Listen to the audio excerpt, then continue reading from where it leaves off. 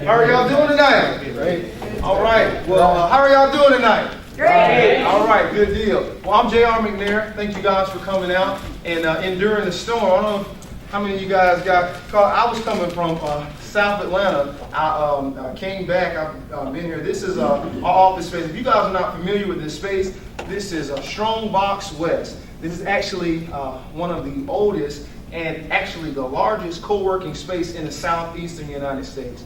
It's a phenomenal place. And Amy and some of the other owners here, they are very thrilled about helping entrepreneurs.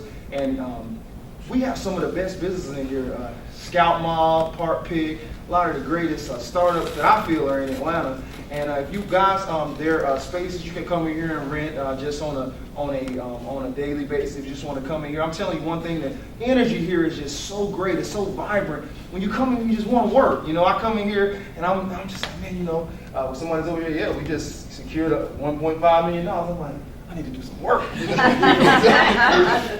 You know, so that's the thing. You know, I mean, when you come into spaces like this, knowing people are making things happen, it just makes you want to get up and do something. A lot of times you're sitting at home and you're like, you know, and when you're in and around people, it's really making things happen. It makes you want to get some things going. And so that's what this space is. This group is Atlanta Consultants, and I decided to put this group together because, you know, the consulting industry is very fragmented, and you have IT consultants, HR consultants, healthcare consultants, education consultants. This type of consultant, it's like there's no real synergy there. So I wanted to put together something to where all the consultants kind of come together with some kind of something in common, to where you can say, hey, look, you know, we're consultants, we want to learn, we want to help develop ourselves as individuals and help, you know, make things happen together. What we're going to do right now is we're going to go into our Learn session. And I have had the pleasure of having an opportunity to spend some time talking with our speaker. And he's a wonderful individual, has a lot of great experience for us in the consulting realm, and just really in the storytelling realm. And how many of you guys know that, you know, you're only as good as your story? People don't really care about what you're selling. They care about who you are. And this is something he's going to have an opportunity, Mike Wittenstein is going to have an opportunity to come up and speak to you about. Mike has helped lots of companies all across the world as an international consultant, helping them properly tell a story. He's helped them create over $1.5 billion of value, and that's phenomenal. And so all in really centering in and around the whole experience of the customer, really dealing with really how they tell their story. And today, and in today's market and society, that is so essential to securing new clients and then building a following and an audience around what you're doing. So without any further ado, Mr. Mike Wittenstein. Thanks so much. Thank you, J.R. Most definitely. It's great to be here. I had a chance to chat with some of you ahead of time. I'd like a few people on this side and a few people on that side to really quickly, like 10 seconds or less, tell us why you're here. Volunteer from the first couple rows? Yes. Yeah, my name is Carlos. I've been a consultant for well over 30 years. I do IP consulting, and I'm in a new venture. 10 seconds. Trying to teach people how to create apps on phones. Okay. End of 10 seconds. Did he answer my question? No. What question did he answer? Just what he does. Right. I'm going to ask again. No, it's going to be like this all night. You guys ready? Would one of the four of you tell me why you're here? I'm here because I'm a life learner. I just like to learn new things. I'm just expanding. Okay. Did he answer the question? Yes. Did you like the answer to the question? Mm-hmm. What do you think I was really asking? What can you do? Okay. I'm looking for something really specific. I'm looking. Now I didn't say this, but I'm looking for an outcome. Okay. Right. You don't know that yet, but now I'm telling you, I'm looking for an outcome. Back half. 1, 2, 3, 4. Why are you here? Oh, I was going to answer your question about what you're looking for. I think that you're looking for I want to know what you're looking for. Oh, what am I looking for? 5 or 6 I'm looking for how to use the right lingo to attract my customers. Good answer. very specific, to the point. I know what to do with you now. Okay? One more over here in the back. Why is one of you here? Well, I work for a nonprofit, and I came to get ideas on how to generate donors and sponsors. Cool. Which of these answers was the best, in your opinion, and say why? Personal preference. Which one did you like best and why? I would say the first one is very specific, direct to the point, easy for me to understand. Okay. Joan, how about you? Which one did you like best and why? Probably her story, because although they were both what they wanted to get out, she had more enthusiasm behind it. Interesting. One more question. Who do you think of the people who responded is going to be the most successful in life? Wait, how can I even ask that question? But who do you think is going to be most successful at their venture, based on just hearing it? I would say the first one because you said she wanted to understand. This was the first one. Carlos was first. He didn't Yeah, choose. but you already said no. So. you already told them that I was going to be a failure. You're very kind. That's This okay. lady over here because she said she wants to understand the lingo of her customers, and when you understand the customer, you really understand how to provide value for them. Okay. So there's a whole bunch of stuff inside of everything that you do and everything that you say. The details really do matter, right? Now, what's more important? Tell me your name again. Corliss. Corliss. What's more important than what Corliss said to your estimation of who she is and her potential success and what her story's about?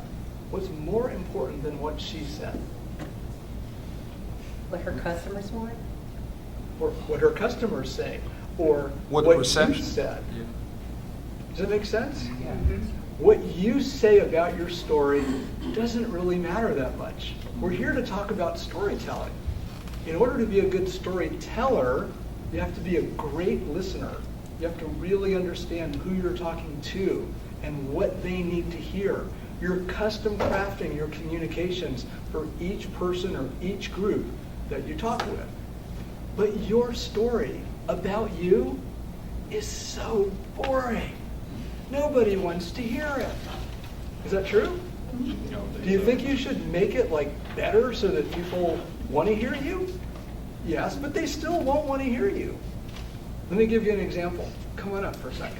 And tell us your name. Derek Robertson. Derek, I thought you were going to be shorter than me when I picked you.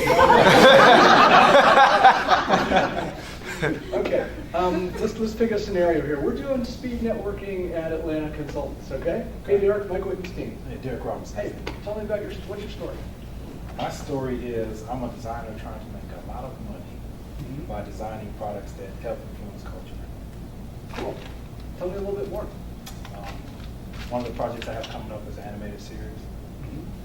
That's the first thing we're going to be pitching under the new company's brand. Okay, all right, switch roles. Okay. I'm going to be you. Okay, introduce yourself. Mike. Hey, Mike. You look shorter than me.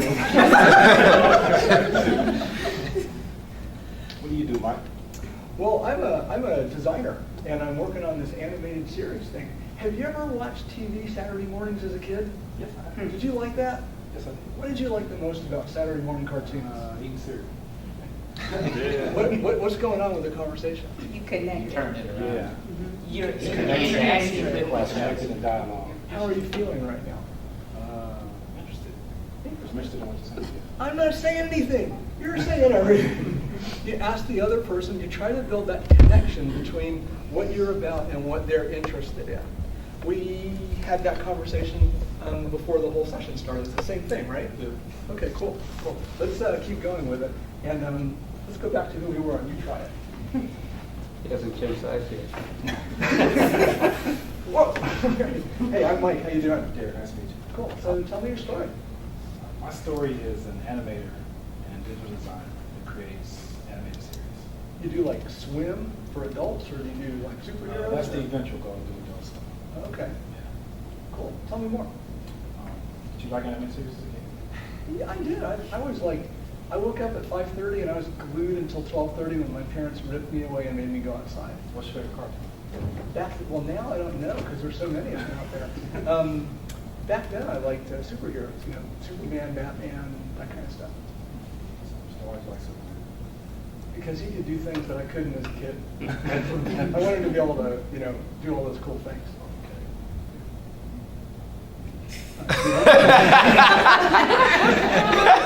All right, what happened in the storytelling? What happened? You got stuck. Fizzled out. Why? You come up with your answer, but I'm going to ask them first, and then we're going to marry up and see if it was right Because he or not. wasn't prepared to tell his story. Almost. He knows his story. What does he not know? Your story.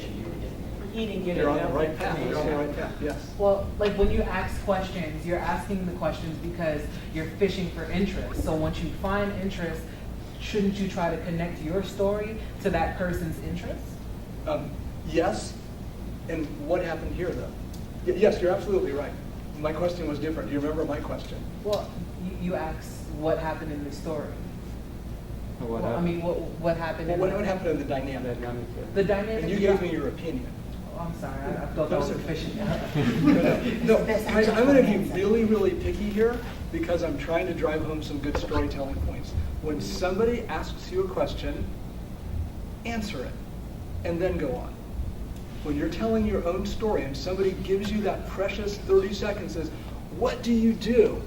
Bam, you answer that question, and then you can go on from there. Otherwise, you took control, and now I'm in front of all these people, and I have to wrestle it back from you. So I kind of had to pull it back, because otherwise I don't get to make my points and the 50 other ones that come after it. Does that make sense? Gotcha. Okay. So what was my question again? How was the dynamic? Okay, back half of the room. What was the dynamic here? We got into some personal, personal questions, personality questions. Why did it fizzle? Oh, because the question stopped. I think it fizzled because Derek brought the story back to himself opposing to try to understand your story. Okay. I was going to say, when you told him what you liked, the superheroes, I would have took that and piggyback off of it and to include what I do, related to what I do in my company. Cool. Now, what happened? You tell us the truth. I had nowhere else to go on my end. What were you thinking about? I was actually thinking about Superman. Very good. Okay, looking back at that situation, what could you have been focused on? Focused on your connection with Superman. There you go. That's the answer. What I think you told me what you were doing. What I thought you were doing was trying to figure out the next thing to say about you. But you were focused on Superman, the Trying to character. connect it with what I was saying. Yeah, so he was focused on him. And when you're trying to reach somebody else, just for a minute, focus on them. And what will happen in your story is it doesn't really matter what you say. What matters is that you're focused on them. JR said in the beginning of the intro, it's not about what you say, it's about, what did you say? It's like who you are and how you are with somebody. Yeah. That was the intro. So one of the gifts that you give other people is your attention. You connect what you're saying to them. You ask a question or two, and you kind of pull from there. Does that all make sense to everybody? Mm-hmm. Yes. Okay. All right. Thank you so much. Thank you. Good job. I saw a hand go up somewhere. Scratching my arm. Oh, you should never go to an auction. That would have cost you. I'll take the $1 million. Okay.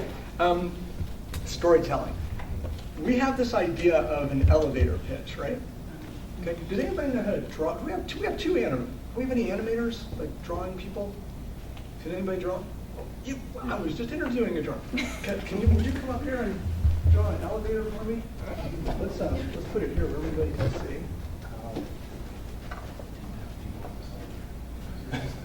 I just need what I would call a power sketch. So just real quick, like 30-second sketch. So an elevator, doors open, 2 people inside, room for a thought balloon. All right, so getting the picture there? Yeah, I got him just the back of his head and stuff. We're making it happen. All right, so you're in the proverbial elevator, and in my entire life, I have never heard an elevator pitch. Have you? No. The only time I ever saw it in the movie was Working Girl. Everybody remember Working Girl? Mm-hmm. Okay, there was that scene, at the very end where she tells the story of how she came up with the idea for putting the 2 companies together. Only elevator pitch I've ever heard. It is a fallacy. It's just nutty. So here are 2 people Thank you very much. Do you have your business card to hand out for everybody in case they need some? All right, so the elevator pitch is basically all about me, right? Who wants to hear about me? Maybe I do, but nobody else does. So here's the really clever thing about stories. I want you to keep this in mind. Elevator pitches aren't real. You don't really need an elevator pitch. What you need, and can I please have two women, one with a handbag, the other one with a cell phone, sitting in Starbucks in 45 minutes? Start charging. You're an agent. You're an agent. You know the old adage, never volunteer for anything.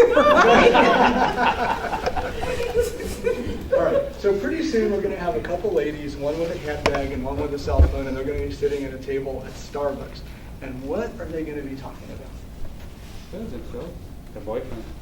They're going to be talking about this other person. That's the story that matters the most. If you can give enough clues, if you can give enough character, color, context, and details about who you are and what you do and why it matters to other people, people are going to tell stories about who you are and how you are. Those stories, in my opinion, are worth 10 to 25 times the value of the stories that you tell about yourself. Does that make sense? Okay. Can you repeat that, please? Sure. The value of a story told by others is 10 to 25 times, put any number in there you want, 10 to 25 times more valuable than the story you tell yourself. Can anybody think of a time when that's not true? If you're running for president, what influences people more? You getting up and talking in a debate, or 50 of your friends agreeing that this candidate is absolutely? We're having the show of that right now, so.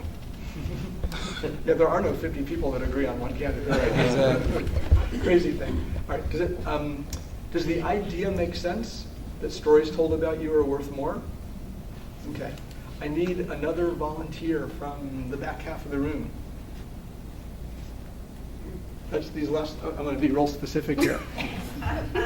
One of you guys. Okay, you're the second one. Did you raise your hand? I'll pick you for something else. Okay, come on up. Hey, I'm Mike. Kareem. Kareem, good to meet you. This is Kareem, everyone. Kareem is a doctor. Kareem is working on a ginger-infused drink that will help pregnant women, motion sickness, and air travelers feel more comfortable. Is that correct? Cancer patients. And cancer patients as well. Okay? And he's a doc, which is pretty cool. So I'm going to ask this half of the room, and you can't hear this part, okay? So this is blah, blah, blah, blah. You guys are going to evaluate him on content, the things that he says, the order he says them, quality and the precision of his words. No ums. It's like Toastmasters, okay? Content only. No character, no emotion, no style, no stories, just content. You guys are all other side, all emotional, all vibe. How is he coming across? How is he dressed? Body language, emotion, tone of voice. Is he going to get you whipped up into a phenomenal frenzy like JR? Or is he going to be a wallflower? Okay? That's what you guys are focused on. Doesn't matter what he says.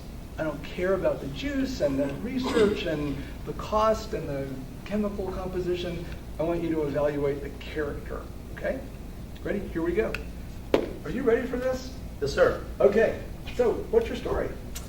Well, I just started a company which is called Ginger 15. The company is strictly based on the chemical therapeutic property of ginger, based on clinical research and the problems that you mentioned earlier. Targeted specific group of people to alleviate their problems such as nausea, vomiting, and so on. Okay. What kind of answer was that, these guys? This half, what kind of answer was that? It was dry. It was Dry? There was enthusiasm in it. What else? What kind of answer was it? Can you characterize the kind of answer? It was It technical. yeah, it was factual. It was based. factual, it was descriptive. It was also pretty much, in my opinion, it was the design statement of how he made the business, because he laid out the whole problem set and says, I've conquered this. Here's what we thought of, here's what we did, here's what we figured out. So logically, we've got this really cool product. Fair? Okay? Content people.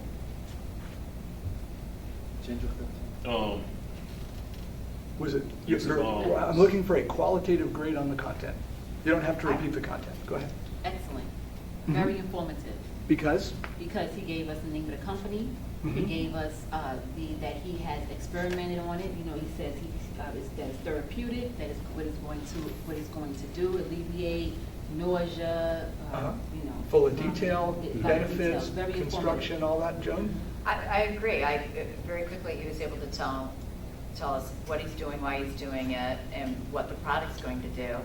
The only thing that I would wonder is why. Okay.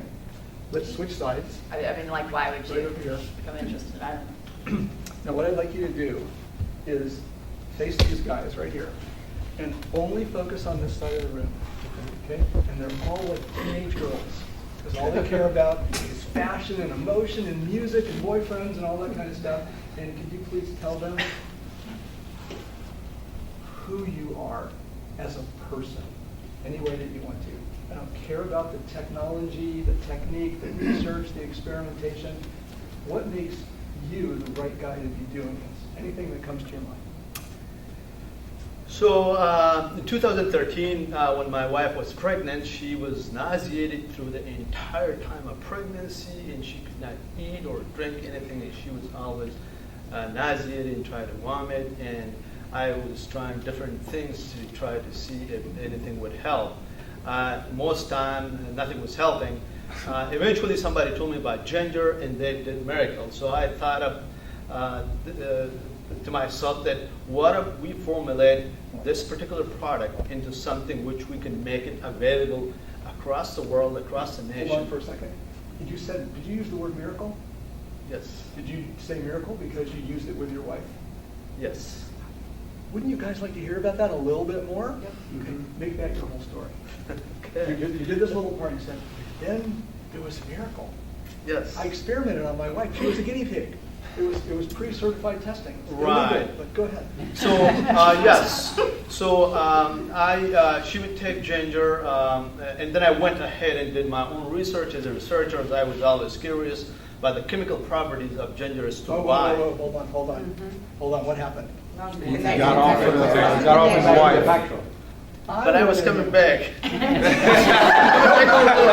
To the level part of it. Don't go away. Stay on how she felt and what her emotions were and what she was able to do and all that fun stuff. Okay, I see. So when she started taking ginger, she would feel better. She would more pleasant. She would eat proper, whatever the doctor would suggest that she should eat. And she would just go in the routine, daily routines every day, and everything was just pleasant thereafter. So that was a great experience when she started taking ginger. Something really personal. What did she feel about you after you made her feel better? Great, of course. She felt more emotional because of I care. I care that she was going through such a hard time. And what did you see that she was able to do that she wasn't able to do before? She was just miserable. Well, that's more than She was miserable, the fact that she could not have just a regular time or sitting on the couch with me or just Okay. Content people. 1, 2, 3. Ask him a question so that you can find out about his wife and how she was feeling and try to get the emotion out of it. What television shows do you watch with your wife that she was missing? She liked the American Idols. That's her favorite, and yeah, pretty much. Does that have anything to do with ginger, chemistry, medicine? Nothing. Healthcare? It absolutely does. But actually the pleasantness that one could have if you are nauseated, then you don't have the mindset. Basically, your whole body is not right to do anything. You don't feel it. 2 and 3. Do you have one? Oh. You don't have to, it's okay. Well, I would like to know, you said she was really happy. What did she do to show you that she was happy?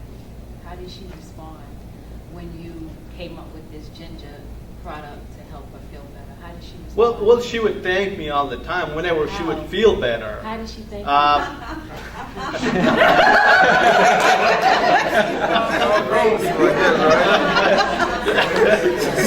I think she ought to go into too much detail. Did your wife use ginger in any other recipes before Since the creation? before, she was not a big fan of it, but since then, she is pretty much in everything. One more question. I want to know, did you share that with the doctor, and what was his opinion? Yeah, so the doctor actually suggested that there were some cookies available in the market which has ginger in it. Ginger snaps. I cannot remember, but something of that nature, yes. Okay. Okay, let's do a quick review. Come back over here. The first time you heard the story, now answer this as individuals. On a scale of 0 to 10, how connected were you? Raise your hands. This is 10, this is 0. 1, 2, 3, show your hands. Super connected, not connected. How would you grade that? Some people's hands are under the table. Start top of the table. I think there was maybe 5. Okay. With all this detail, how much more connected are you to the story? 8. What number is that? Pretty good. What number is that? Maybe 70, 80? If you did On it a by scale of 1 to 10, it's 80. That's pretty good. What? Oh, I thought you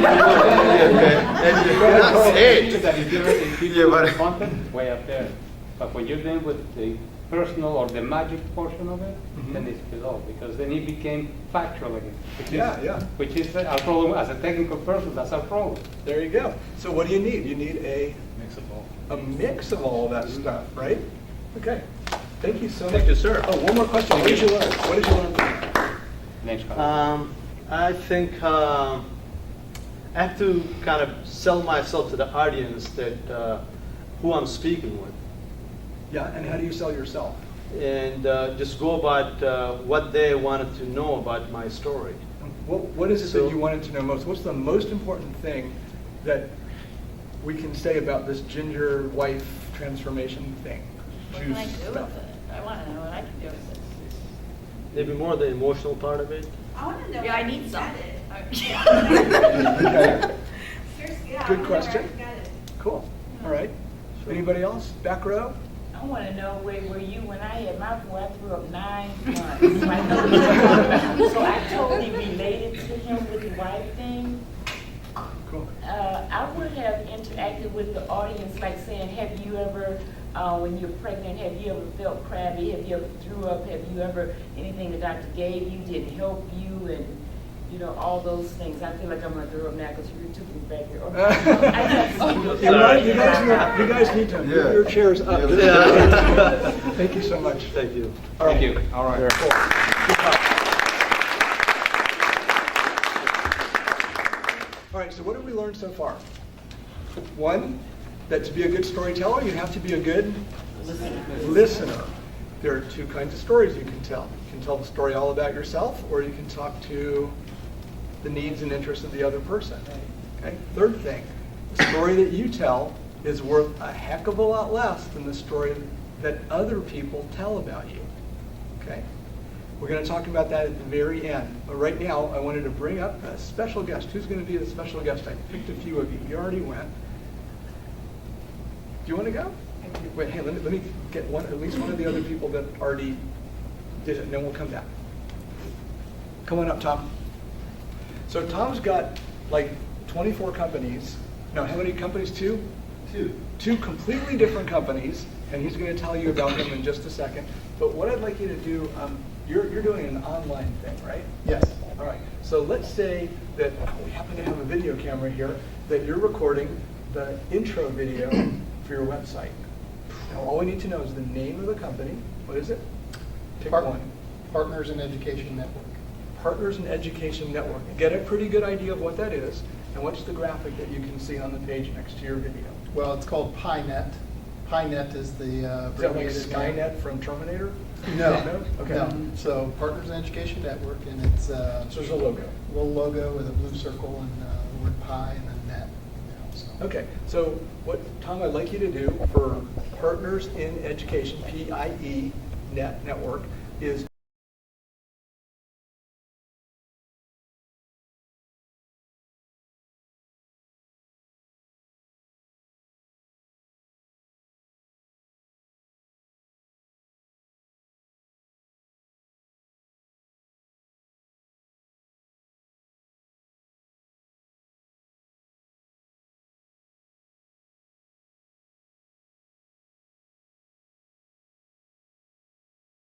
you're doing the explainer video for PIE, so would you please be the, you're going to control the mouse, all right? Okay. So, and you can just like tell him what to do.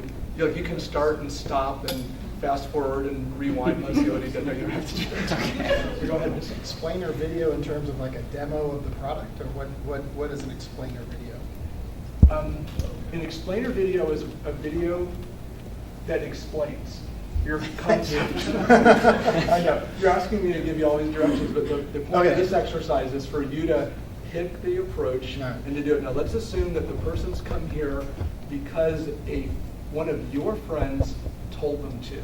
And you're trying to get these three guys here who are all angel investors, and all three of them work together, but any one of them would be great to kind of learn about your topic. So I was your introducer. And this is your first website, and you're trying to get people interested, and the end game is for them to somehow reach out and learn more and contact you. All right. And your explainer video is how long? 15 minutes? 15 seconds. Oh, okay. You can take 15 seconds, 30 seconds, or 2 minutes. What would you like? 2 minutes. Okay, 2 minutes. Somebody got it. Carlos, can you be the timekeeper? And I want you to go give him a mark at 30. Here's what he wants. Look. 30 seconds. He wants you to do what? 30 seconds and a minute. 10 seconds. No, 30 seconds out and 10 seconds out. All right. 10 seconds. Okay. All right. We got a mouse man over here. Clicker. Ready? Play. This is a great opportunity to talk about the education system in this country. If I were to ask you, 10 seconds. No.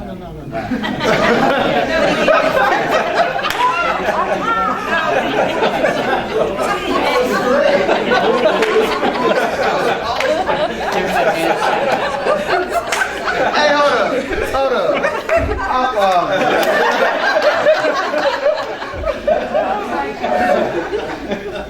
Okay, let's start all over again.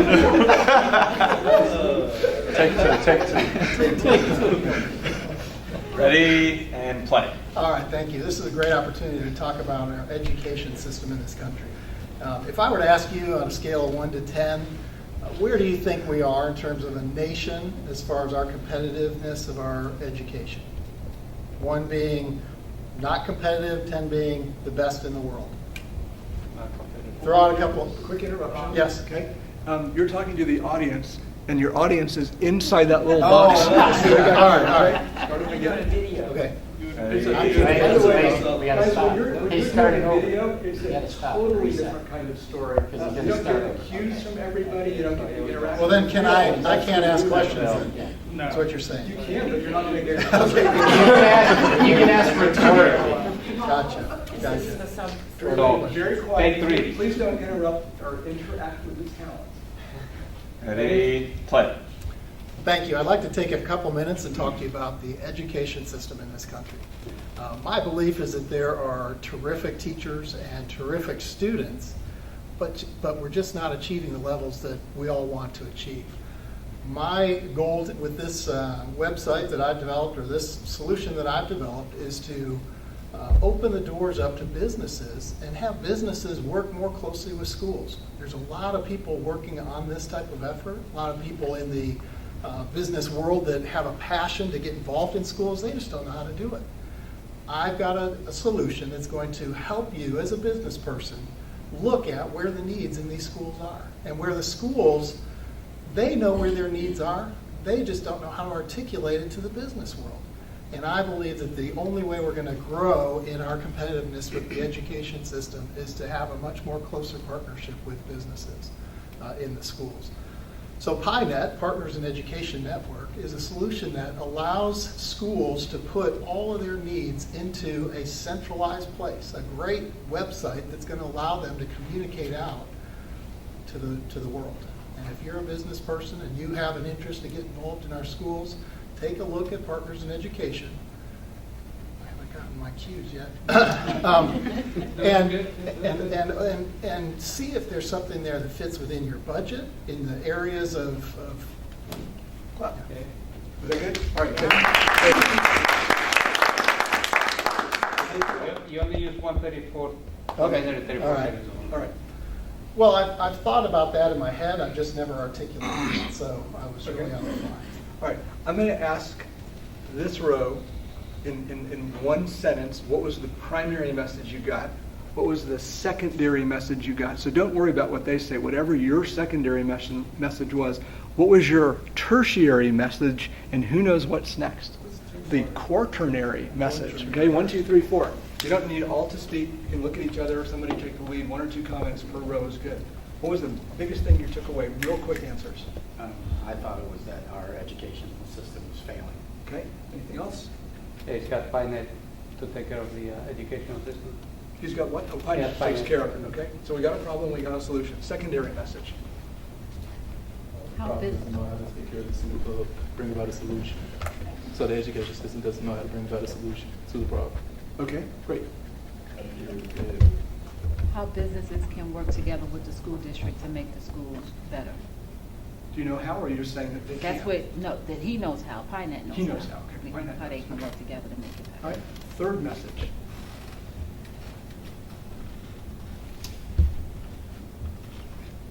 I got how, something similar to what she was saying, how we can take business and combine it with education to help education prepare children or for business. Does that make sense? I heard this is how you do it, or this is how we'll do it. Right. Fourth, quaternary messages. Everybody in the whole back. He reinforced the message, so he gave a takeaway, and then he told the businesses how they could get involved. Okay. On a scale of 0 with your hand on the table to all the way up there, what percentage of your questions were answered by the first explainer video? Show hands. What was the most important point for you to put out there? That there's a solution that we can do better. Okay. Can you tell me how the solution works in 10 or 15 seconds? Sure. A business person goes online. There we go. They look at a list of projects, they find one that's within their budget and geographic area or topical area, and they decide to offer to fund that project in the school. Did anybody get that? Not really. It was And I'm gonna say something. I was probably looking at the time the most. It took you past 1 minute to even say the name of your company. I didn't even know what the name of the company was until a minute. Okay. I was like, what's the name of the company? And Well, at a minute. It's on the website, in all fairness. Oh, okay. Oh, it is. It says the logo right now. Oh, okay. Okay. But good. It should be verbal as well, because that video could be on YouTube. It has to be verbalized as well. What you're saying that it has to be verbalized He as well. didn't. Affordable too. I didn't know what it was, the name of where I could, what it even was until a minute. Okay. When that's the first time you mentioned it. I'm going to try something, if you don't mind. I'm just going to improv your speech, and we'll see. I have no idea where this is going to go. Hi, I'm Tom, founder of PINET. PINET stands for Partners in Education. Partners in Education. And it was created to solve one of the biggest problems we have in the United States. It turns out that we have plenty of resource. We also have plenty of schools that are hurting because they can't get their projects funded. Special things like playgrounds or a new science microscope thing and blah, blah, blah. And it turns out that we have a lot of good-hearted people, and we have a lot of kids and teachers in need, but they don't know where each other is, and they don't know how to connect with each other. We're Uberizing the donation, blah, blah, blah, to get these folks together. It's called PieNet. It's super simple. It's very inexpensive, and I'd love to talk to you, and I'd like your support.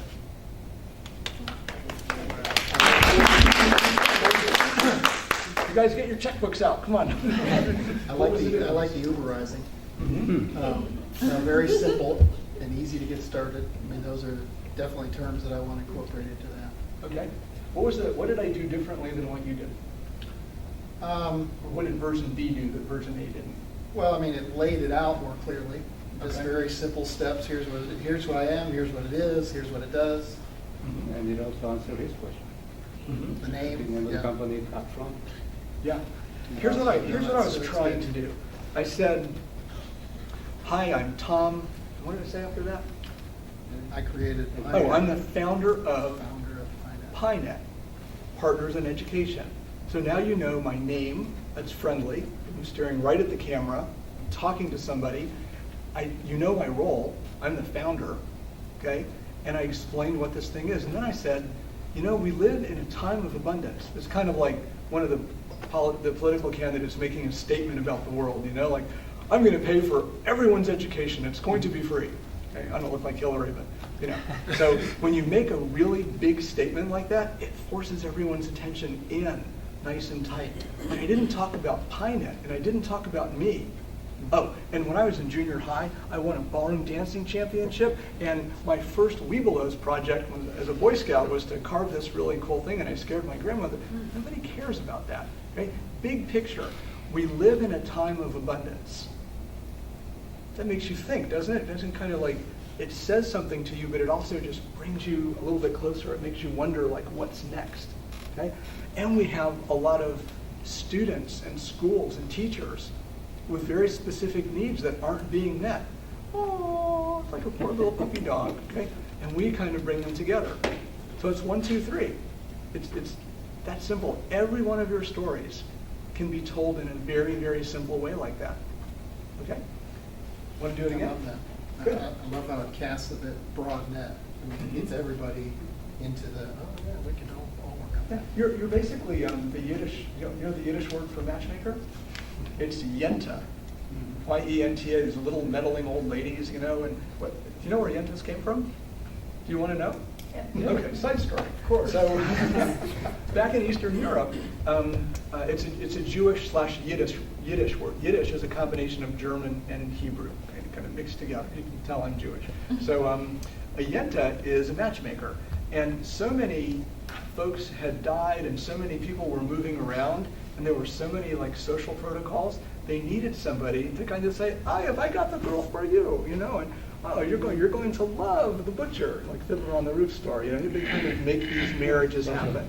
So, they're very, very socialized. The same thing happens in Indian cultures, but the parents do it and stuff like that. So that's where Yenta came from. And your service is basically a Yenta. It gives people a great feel-good feeling that they can support something, not green necessarily, but educationally oriented. I bought the microscopes. I bought the playground. I funded the cleanup project so the kids can have an outdoor garden. It's like think global, act local. It's all in that program. It's very, very cool. You don't really think about.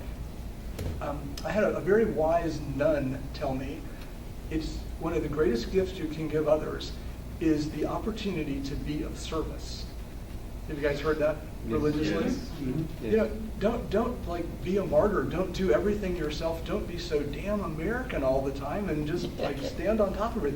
Give other people a chance to serve you. It creates a wonderful network of support and community and relationships and things like that.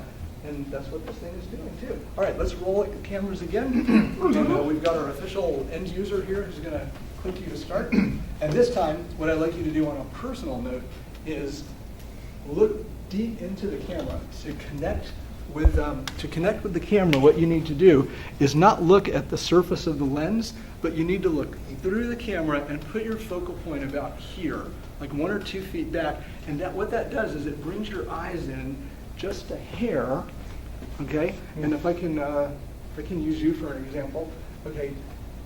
This is going to be kind of weird and creepy, okay? But you guys have to know this. So I'm going to look at you twice, and the first time you're going to hold it. I'm going to look at you once. I'm going to look away. I'm going to look at you again, and I want you to use one word to describe the first look and the second look. Okay, ready? Trolling. Trolling? Well, social media, how you troll somebody's page is like a troll stalking. Oh, okay. I was going for much warmer. Well, the first time I looked at you, I was actually looking at the outlet 15 feet behind you on the wall. And the next time I moved in a little bit, but I really focused on your eyes. And I didn't adjust my face. I was going for warmth. When you're talking to somebody and you want to be believed or it's a more intimate conversation, your gaze just comes in here and they know that you're fixated on them. So that's what I want you to do on the camera. It's the only change that you have to make physically. Everything else is whatever you feel like. And play. Hello, my name is Tom Robinson, and I am the founder of Partners in Education Network, or PINET as I call it. And we live today in a world of abundance. We have so much, and yet there are people, particularly students, who are in need of a tremendous amount of supplies and materials and all kinds of things within our schools. What I'd like to do is introduce you to PINET at a deeper level and explain how we can bring these needs to bear and introduce them to the business community so the business world can help to partner with these schools and help us all to achieve a better outcome in our schools. Cool. Thank you very much. All right. Good job. Very much more focused and more personable. I think they're obviously got to work on it, polish it, but definitely kind of that honing in on the message. Did you ever see Ross Perot? Oh yeah. Remember how he did the little sketch Yeah. things? Yeah. Have you all seen the little explainer videos where somebody's hand goes Yes. and stuff comes out? There's a magic pen. I haven't been able to buy it yet at the store, but it draws a picture. But I think that your story would be really, really well told working with a professional animator, where you could kind of be like size, you'd start off at full size, like this, you know, the frame is right here, but then you'd become one player, and you could see hand-drawn things. Here's PINET, and here's how many needs there are, you know, in schools, and we have all this extra cash in abundance, you know, type of thing, and it just goes back and forth. But the point that needs to come out, in my opinion, about your story is that PINET is a matchmaking mechanism where schools can register the 4 good projects that can't be funded through traditional channels or SPLOST or something like that, and without having to go through all these committees and all this BS, you know, because they're not allowed to take outside funds. You've cracked the nut on that. So now companies can help fund that and get a little bit of what that? Good feelings, recognition, sponsorship, name recognition, all that good stuff. So you're creating another currency that they can use to make these exchanges, and you need to like mention that. So an explainer video with sketches would be pretty cool. Great. Very cool. You had one more thought? I heard somebody else. Oh, yeah, one more. All right, let's take a change up again. Before we set our next direction, how are we doing, and where would you like to go next? Well, we're doing great, but we don't know where we want to go next. Okay. Our Right. audience, where they can relate to it. Maybe they had the similar experience like the guy with the baby. Okay, come on up. Let's figure it out. Game on. Oh, no, let me, where's my makeup first? Wait a minute. Wait a minute, here we go. No, it's her laptop. Tell everybody your name, please. Corliss Turner. Okay. Now, what I learned about Corliss, and you can correct me if I'm wrong, but Corliss has a story inside of her that really, really, really needs to come out. She hasn't had a Is that your honest opinion? Yes. And part of her story has to do with, she calls it afflictions. I would call it hardships. Some are medical, some are emotional, etc. Can I tell everybody the detail you shared with me? Yes. Okay, so she suffers from lupus. Lupus, I don't know all about it, but I know it's really bad and it really hurts.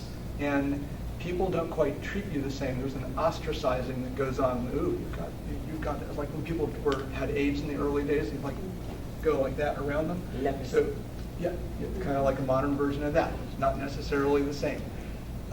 Your schedule changes, your rhythm changes, how you interact with other people changes, how they see you on a bad energy day affects your opportunities. it's a life-riddling kind of bad thing. Well, she's coming out. She's survived. She wants to make sure that other people can hear her story so that their lives go a little bit better.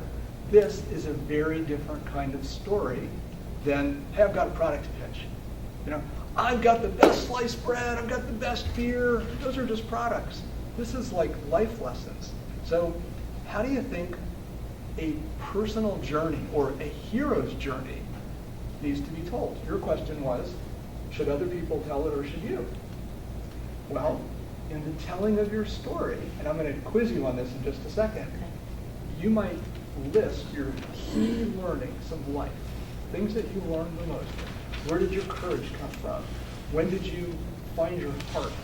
You know, when did you find out that life was about giving, not about taking? I'm making stuff up, okay, but hopefully you're connecting with something. But what I'd like you to do is try to tell it in terms of other people who had a situation just like yours. Just like mine? Well, not exactly like yours.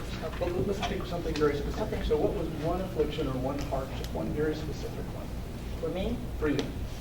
Tell me what the hard part was, and then tell me the outcome that was positive. The hardest part for me was looking in the mirror. And how did you get over that? I first found my inner beauty, and then through talking with other people through my journey of places I've been, like hospitals and things, I found out that there were hurting people out there. I could talk to someone or at a social event and I could feel their pain because I've had depression, I've had anxiety, and I've had pain, and I can literally feel it. And so that allowed me to share my story, and then it made me have the desire to want to reach out and touch as many people as I could. Now, what was it that made that happen? Give me a little, that's just the conclusion, but where's the meaty part of the story? What made that desire happen? When I saw other people. Like you're standing in front of this whole room, okay, and you're so brave compared to what you must have been like several months or years ago, right? You couldn't have done this a while ago. Yes. So what was it that got you to jump? Why are you brave now? I'm brave because I decided I wanted to live and not die. And I just had a determination, and I knew that there was a way for me to find beauty. There was a way for me to not stick out in a crowd. There was a way for me not to have to take all these medications. And so I just started researching, like the gentleman back there, I started researching and finding a way that I could cover all these scars in my face, that I could have hair. And when I started doing that, it started picking up my self-esteem. And then when I started reaching out to other people and telling them my story and the pains that I've been through, then people started calling and sharing with me. And I just felt like I had to do this on a bigger scale, and what better way to do it on a bigger scale other than to sell hair weave, because I have hair missing and everything irritated me. So I knew that there had to be something on this earth that I could wear that would not affect my skin. And I called myself Scarred Beauty, and I kept researching and trying hair, trying wigs, spending all this money until I eventually landed on 100% pure hair. Human hair. Let me pull you back for a second here. How engaged are you with the story so far? What is it that engages you the most? Guys first. Striped shirt. I'm sorry, I forgot your name. Oh, Greg? Greg, what engages you the most about that story? I don't know, I missed it. Okay. No offense, but tie guy. The doc. The other doc. I'm a physician as well, and I'm very familiar with lupus, and I think she's been through an awful lot, and she's very courageous, and I honestly don't see it. I think she's obviously risen above, and I don't even recognize lupus. Because I found the answer, and I want to give it to as many people as I can. I think there is emotion in our story, which is the genuineness, the way that she's telling the story. Females, women.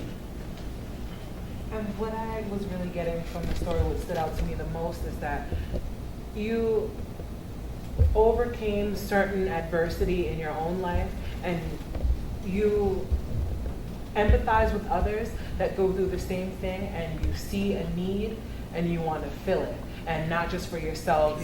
You want to bring that comfort from other people, and you can just feel the sincerity in what it is that you have to say and what it is that you're trying to accomplish. Anybody else want to add in? Yes. Journey.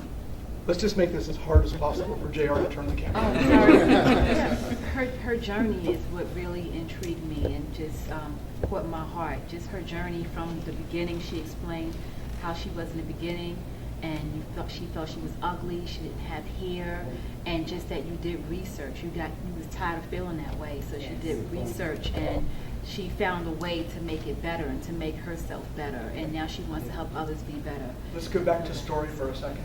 What are the 2 things that she did that we can hang a story on? Because you need a framework for a story. You need a chassis for a car. You need a steel superstructure for a tall skyscraper. Well, after she'd been talking for a couple minutes, she went through and said the specific ailments that she had to deal with, the pain and the scars and this and that. And that is, in terms of a hero's journey story, that sets us up at the hero at their lowest, or at the greatest, The biggest hero's need. journey pattern is definitely here. Everybody know what hero's journey is? If you don't know, or you don't want to say you don't know, ask me later, or ask this guy. 2 things that you did. The first thing was you took ownership of your own situation, right? Everything started when she kicked herself in the butt, and she started doing the research, and she changed her attitude, and she said, I'm going to be well. You didn't just say, I'm going to minimize my symptoms, I'm going to kick this in the butt. And the other thing that I think you did, I don't know if you know this or not, but you went from centered here to focused on others. Because you spoke in terms of, I don't want other people to do this. And that's when your emotions were the highest. Because I feel the pain, and I don't want anybody else to feel the pain. And it might not be even the illness, but I've been through depression. There's people depressed, and but through my journey, I'm healthier. I'm off of 4 medications, and it's feeling better about yourself just makes you mentally and spiritually healthier. Good. And when you can do that, tap into that with ginger, you got it made. That's the humor. She's selling 2 products. The core of our planet is made of ginger, and everything else around that. Okay, so from a storytelling perspective, this is a really interesting kind of story because it's a story about her, right? But how do you make it a story about other people? Because most of us, when we read books, when we're especially in the self-help category, we don't want to hear about one person over and over and over, and the same people. They want to hear like a whole bunch of stories. And you said that you would, exactly, case histories. You had mentioned a couple of other people that you connected with. Yes. The even better story will be in the near future, the folks that you connect with and you help and you tell their backstory and their outcome. Your story is a whole bunch of stories of people that you've influenced. That's the pattern for you to tell your stories. Okay. Do you guys think that's appropriate? Yes. You like that? Would that work for her? Well, it's not fair that it might work for her, but she has to give it a try. That's what Chicken Soup for the Soul did. I know everybody else's stories. It wasn't the author. He was an editor. He wasn't the author. Yeah. Studs Terkel wrote one of the first books called Work, and it was where I learned that pattern too. He was telling stories of bricklayers and senators and prostitutes and just all kinds of people, and it was really interesting to get pretty much the same questions asked of people from all across America, all different points of view. You were able to construct your own ideas of what was going on in the country. You could literally put your finger on the pulse of America reading that book. And people are looking for a feeling when they hear your story. They're looking for hope. They want inspiration. What else do you think they want? Honesty, sincerity, and I just personally feel like people will hear that and see that because it comes from way down deep. Okay. And now, in 30 seconds, I want you to look right at the camera. Yes. Same instructions as before. Look at the back of JR's head. Okay.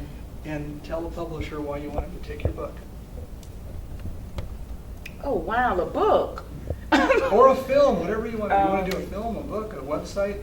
You want somebody to help you get your story out, right? Yes. So tell them why. I think my story is a story that many have been ashamed to expose openly, but because of my journey and because of my encounters with others that I've come into contact with that have went through or are still in a similar situation, I think that you should buy my book so that you can find out how you don't have to live in that situation, how you can take your afflictions and all of those things that have scarred you, whether it be an illness or whether it be abuse or whatever it is, how you can just overcome that and you can become the person, the internal person that you were created to be. Do you have energy to do it one more time? I'm relentless. You need to know something about me. You need to know something. Oh my Jesus, thank you, Jesus. That's what you need to know.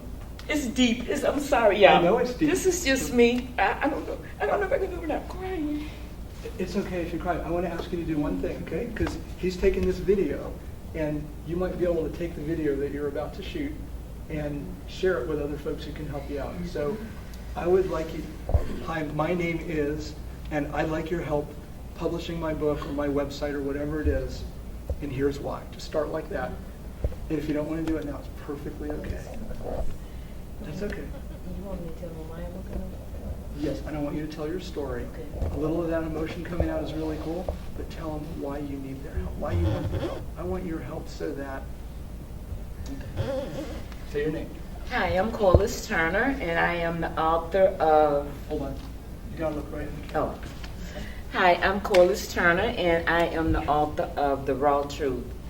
I would like your support in my first book to help me to reach as many people as I can across the United States. Children, adults, it's not for any sector or people. It's just for those the hurting, so that they can really see themselves and who they are and who they can be, not who other people say that they are, but truly, who are you? I can't go any further. Okay, well done. All right.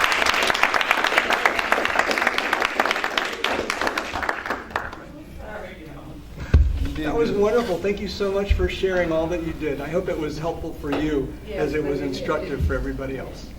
I can use that as an emotion. Okay. You don't need to get past them. You need to share them. Use them. People need to feel that stuff, and you're so good. You bring it up to the surface and you put it right out there.